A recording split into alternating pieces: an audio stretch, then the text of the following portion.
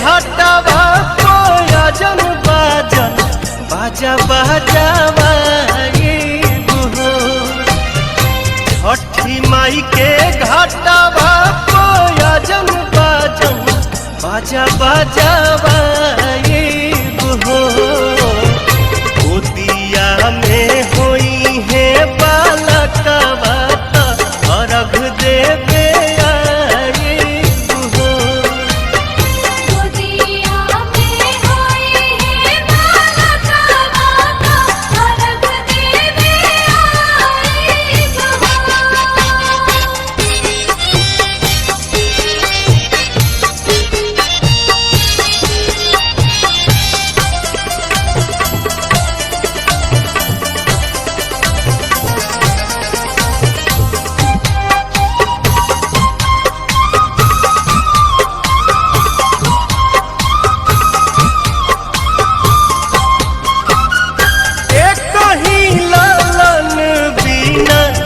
छने मनवा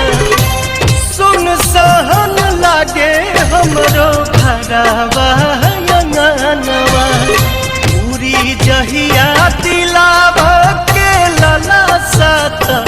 जलसा कराइब हो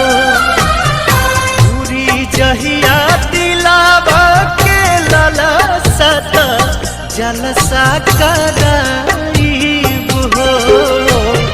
गोदिया में होई है बालकवा कोसी भारा